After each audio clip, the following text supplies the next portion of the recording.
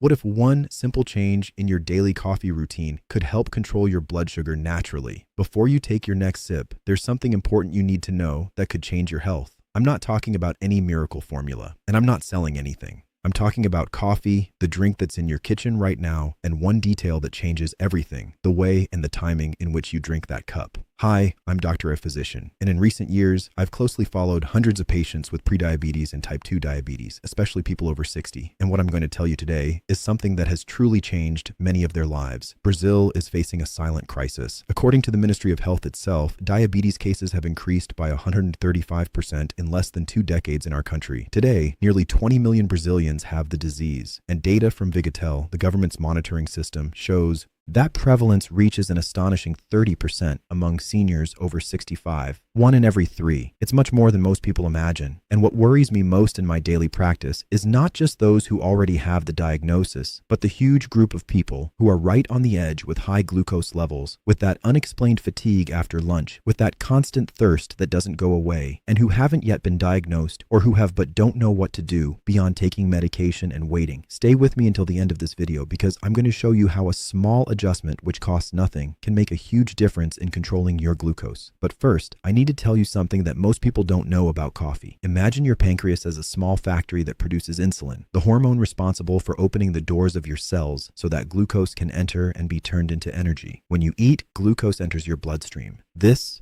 factory goes into action, produces insulin, and the glucose is absorbed by the cells. Everything works fine. The problem begins when this factory becomes overloaded. When you eat a lot of foods that spike your blood sugar quickly, the pancreas has to work at its limit. Over time, your cells become less sensitive to insulin. The pancreas has to produce more and more to achieve the same effect. And that's when insulin resistance sets in, the gateway to type 2 diabetes. Now, what about coffee? What does it have to do with all this? Coffee is an extraordinary drink from a biochemical point of view. It contains hundreds of bioactive compounds, but 2 of them stand out to science: chlorogenic acid and trienol. Think of them as traffic controllers in your intestines. When you drink coffee before eating, these compounds make the absorption of sugar from food slower and more controlled. Instead of a surge of glucose entering your bloodstream all at once, you get a smooth flow that your pancreas can manage without stress. A study published in Diabetes Care, conducted by researchers from the Harvard School of Public Health, analyzed data from more than 1 million people and reached a conclusion that really impressed me when I first read it. Regular coffee consumption is associated with a significant reduction in the risk of developing type 2 diabetes. And it's not a small effect. The risk decreases in a dose-dependent way. The more cups per day within a reasonable limit, the lower the risk of developing the disease. Then in 2018, researchers from the Karolinska Institute in Sweden, one of the most respected medical institutions in the world, reviewed 30 different studies covering nearly 1.22 million participants and confirmed coffee consumption, both regular and decaffeinated, is associated with about a 30% reduction in the risk of developing type 2 diabetes. But here's the point that almost no one talks about. These benefits depend on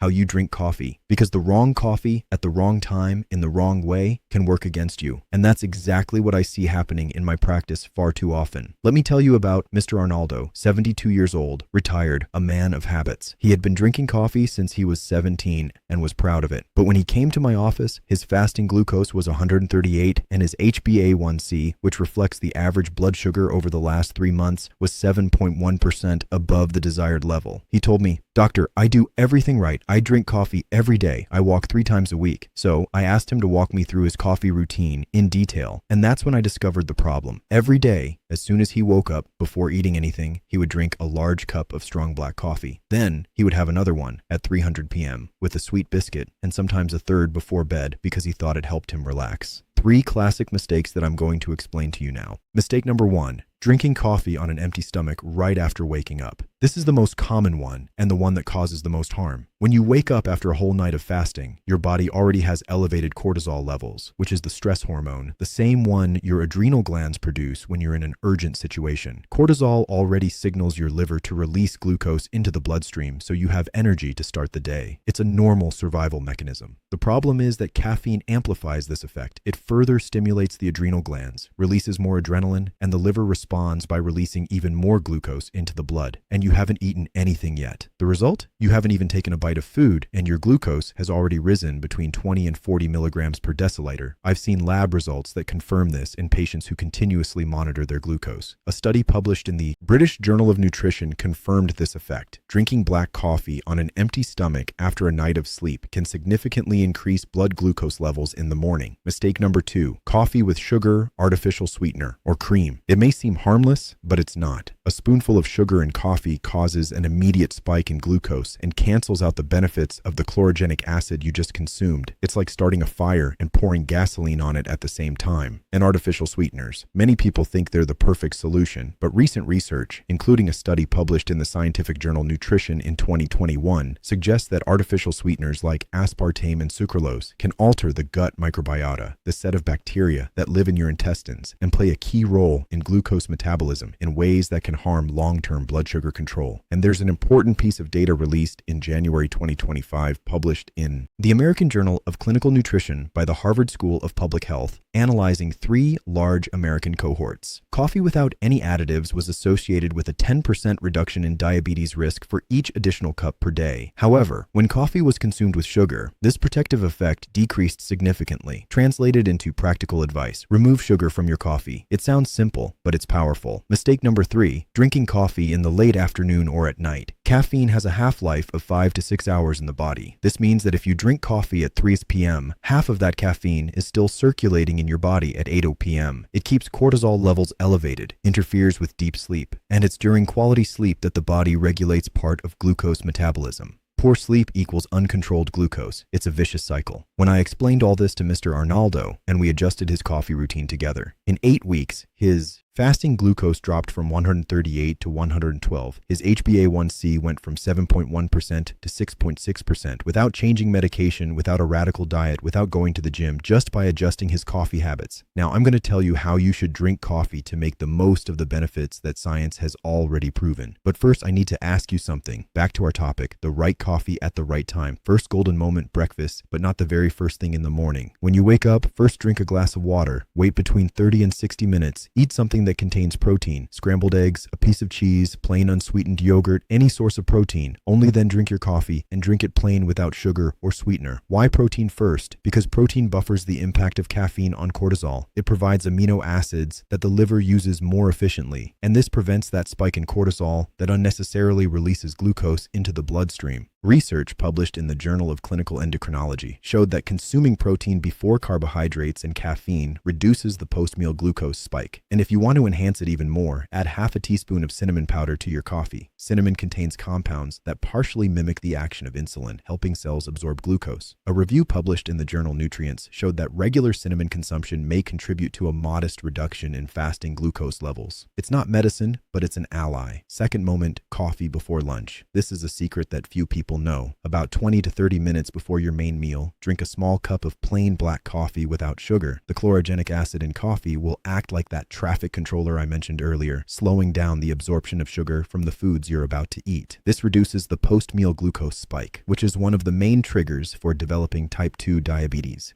A study conducted by researchers at Brigham and Women's Hospital affiliated with Harvard Medical School and published in Diabetes Care showed that coffee components, especially chlorogenic acid and trigonelline, significantly reduce glucose and insulin concentrations in the first 15 minutes after consuming carbohydrates compared to a placebo. This effect is real, measurable, and you can take advantage of it without spending anything. Third moment after physical exercise. Do you walk or do any physical activity? Then pay attention. Within 30 minutes after finishing your walk or any exercise, drink a cup of plain coffee. When your muscles are active or have just worked, they become much more receptive to glucose. They act like a sponge, absorbing sugar from the blood to use as energy. Caffeine at this moment enhances this effect, helping muscles absorb glucose even more efficiently. It's a metabolic window of opportunity that most people miss. As for the total amount of coffee per day, the World Health Organization, along with most medical guidelines, considers that consuming up to 4 or 5 small cups of coffee per day within a healthy pattern is safe for most adults. The Karolinska Institute, in the review of 30 studies I mentioned, found that this amount falls within the range of protective benefits against diabetes, but each person is different. If you feel palpitations, anxiety, tremors, or insomnia from coffee, it may be that your caffeine metabolism is slower, which is genetically determined. In that case, reduce it to 2 cups per day or choose a quality decaffeinated option, which also contains chlorogenic acid and retains many of the benefits. minutes. Here's a story I need to tell you. Donnelly, 68 years old, a retired teacher, came to my clinic with type 2 diabetes, diagnosed 3 years earlier using metformin with glucose still difficult to control. She was the type of patient who followed everything correctly, took her medication, reduced rice, but her HbA1c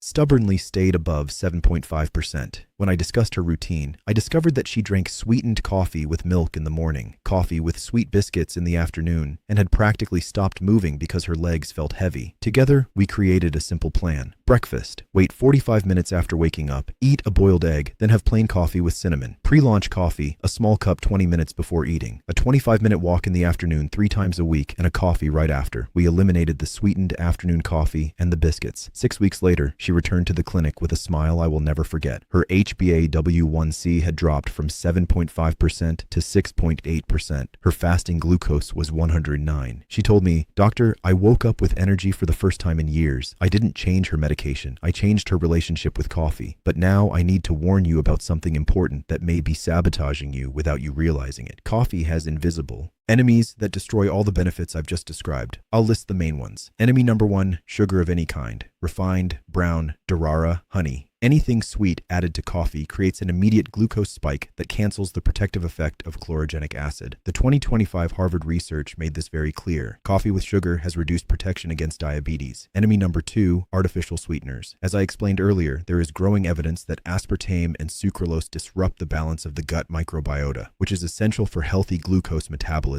If you need to sweeten it, try natural stevia, which so far has not shown the same negative effects in available research. Enemy number 3, industrialized instant coffee, the kind that comes in sachets. These products often contain hidden sugar, hydrogenated fats, and additives that compromise nutritional quality. Prioritize natural ground coffee, 100% Arabica, freshly brewed. Enemy number 4, coffee paired with ultra-processed foods, white bread, filled cookies, industrial cakes. When you combine coffee with these foods, the glucose spike from refined carbohydrates is so high that no amount of chlorogenic acid can compensate. And finally, I'll tell you about what I call the protection triad, because coffee works even better when it's part of a context of healthy habits. First element, smart coffee, the way I taught you, at the right time without sugar, maximizing the benefits of chlorogenic acid. Second element, movement. You don't need to go to a gym. 30 minutes of moderate-paced walking 3 to 5 times a week is enough to dramatically improve insulin sensitivity. Moving muscles act like drains, pulling glucose out of the blood independently of insulin. This has been confirmed by so many studies that it would be impossible to list them all here. Third element, adequate protein intake in meals. Protein is the macronutrient that has the least impact on glucose, promotes satiety, and protects muscle mass, which is the body's largest consumer of glucose.